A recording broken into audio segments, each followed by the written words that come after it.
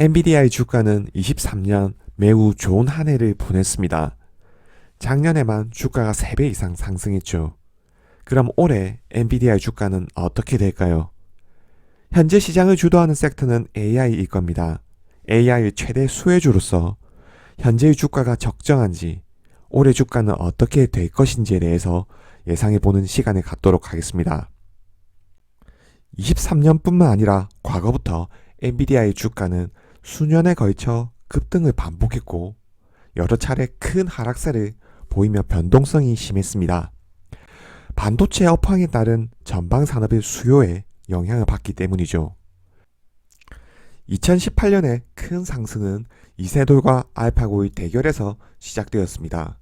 인류와 AI의 본격적인 대결이었고 여기서 엔비디아의 GPU는 새로운 모멘텀을 얻었습니다.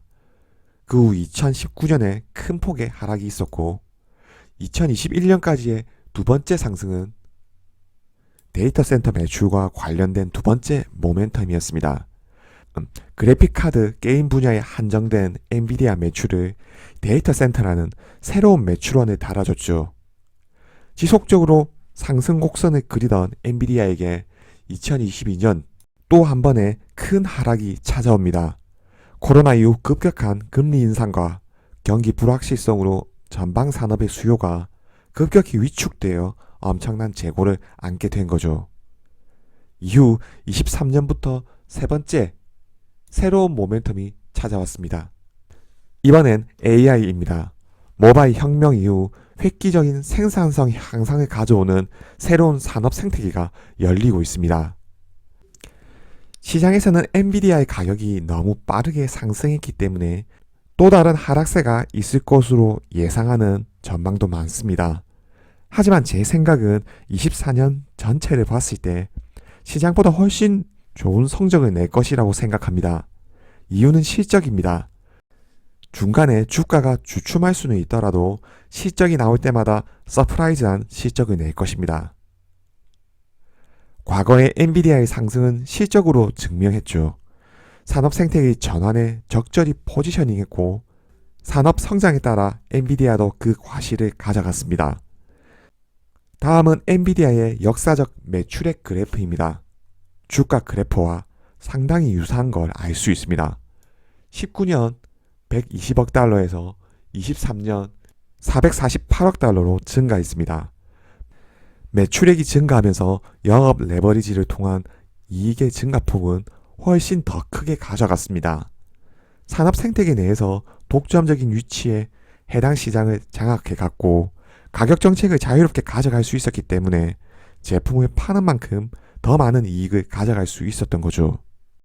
23년 한 해 동안 전년 대비 매출액은 100% 증가했지만 순이익은 600% 증가했습니다. 매출액 대비 6배의 이익 증대 효과가 있었다는 것을 의미합니다. 반면 제한된 경쟁과 탄탄한 수요는 매출은 폭발적으로 증가시켰지만 비용은 통제할 수 있었습니다. 지난 3분기 실적에서 AI에 대한 수요 폭발로 매출이 300% 증가하는 동안 영업 비용은 단지 16% 증가했습니다. 그 정도로 수요를 바탕으로 한 매출 증가가 있을 때 이익은 훨씬 더 빨리 증가해서 이는 주가에 반영되어 왔던 거죠. 그리고 이는 강력한 영업 현금 흐름에서도 찾을 수 있습니다. 엔비디아는 1년 동안 개선된 운영을 통해 강력한 현금 흐름을 창출했고 매출액 대비 영업 현금 흐름 비율은 42% 수준입니다.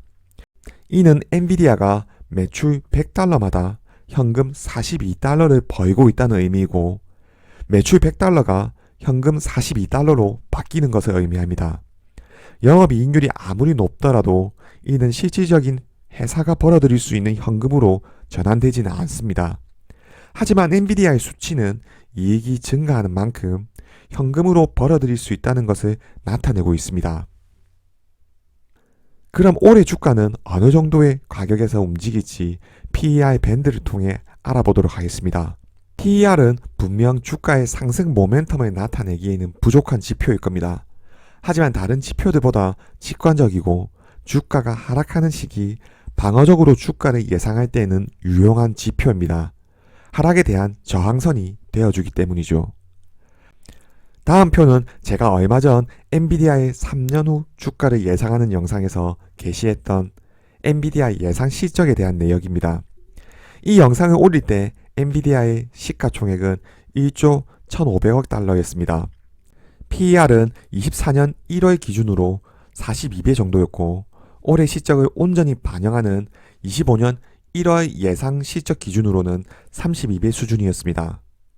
오히려 역사적으로 엔비디아의 PER이 42배인 적이 있었을까요? 주가는 이를 반영해서 한 달 사이에 가파르게 올라왔습니다. 현재 19일 기준으로 엔비디아의 시가총액은 1조 4,100억 달러입니다. 순이익 275억 달러를 반영했을 때 PER은 51배가량입니다. 다음은 엔비디아의 역사적 PER 밴드입니다. 과거 5년 동안 엔비디아의 PER 밴드는 60배와 80배를 넘나들었었죠. 산업 생태계 전환에 엔비디아는 최전선에 있었고 시장도 엔비디아에게 시장보다 훨씬 더 높은 멀티플을 부여해 왔습니다.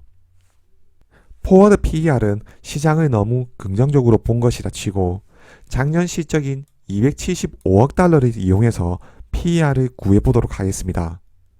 엔비디아의 역사적 PER 밴드를 고려했을 때 60배 정도의 PER을 계산하면 시총은 1조 6,500억 달러 가량이 됩니다.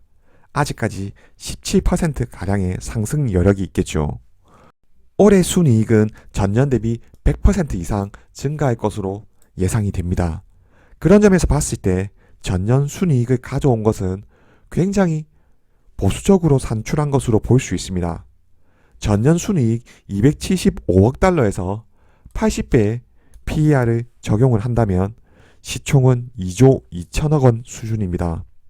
작년 순이익 275억 달러에서 60배의 멀티플을 적용한 1조 6,500억 달러 수준의 주가는 시장이 변동성을 겪을 때도 엔비디아의 올해 실적을 예상했을 때 하락에 대한 저항선이 되어줄 것입니다. 엔비디아 현재 시총은 1조 4천억 달러입니다. 클라우드 시대로 전환되면서 시장은 전 세계 데이터 센터에 GPU를 공급하던 엔비디아에게 PER 80배 가량의 멀티플을 부여했습니다. 엔비디아의 현재 실적은 가속 컴퓨팅과 생성형 AI로의 광범위한 산업 플랫폼 전환을 증명하고 있습니다. 이제 AI를 통해 전 세계 데이터 센터뿐만 아니라 AI가 산업 전반에 사용되는 광범위한 플랫폼 전환을 경험하고 있는 거죠. 생성형 AI 환경을 구축하기 위해 CSP, 대형 데이터 센터 회사들이 엔비디아 제품을 줄 서서 기다리고 있습니다. 엔비디아의 제품이 없다면 생성형 AI도 없습니다. 그럼 시장에서 얼마의 멀티플을 줘야 하는 걸까요? 엔비디아는 23년 한 해 동안 매출액은 100% 성장했지만 순이익은 600% 증가했습니다. 매출액 대비 6배의 이익 증대 효과가 있었다는 것을 의미합니다. 이익 증대의 효과만큼 주가는 이를 반영해 갔습니다. 현재의 PER이 51배 정도인데 만약 엔비디아 주가가 30% 떨어진다면 PER은 35배 정도가 될 겁니다. 중요한 건 과거보다 모멘텀이 약했던 시기에도 PER 밴드는 30배 수준이었던 적은 찾기 힘들다는 거죠. 현재의 미국의 S&P 500의 PER이 22배 정도입니다. 거기서 AI는 증시의 대표적인 주도주입니다. 시장은 PER 30배 이상으로 엔비디아 주가를 계속 끌어올릴 겁니다. 그럼 올해 반도체 업황은 어떨까요? 엔비디아의 주가가 크게 하락한 시기는 전방 산업의 부진과 관련이 깊습니다. 엔비디아는 시스템 반도체로서 반도체 업황에 영향을 덜 받는다고 하더라도 글로벌 반도체 수요에 영향을 받을 수밖에 없습니다. 그리고 22년 큰 하락은 인플레이션과 급격한 금리 인상, 전방 산업에 대한 수요 둔화로 재고가 증가한 영향이었죠.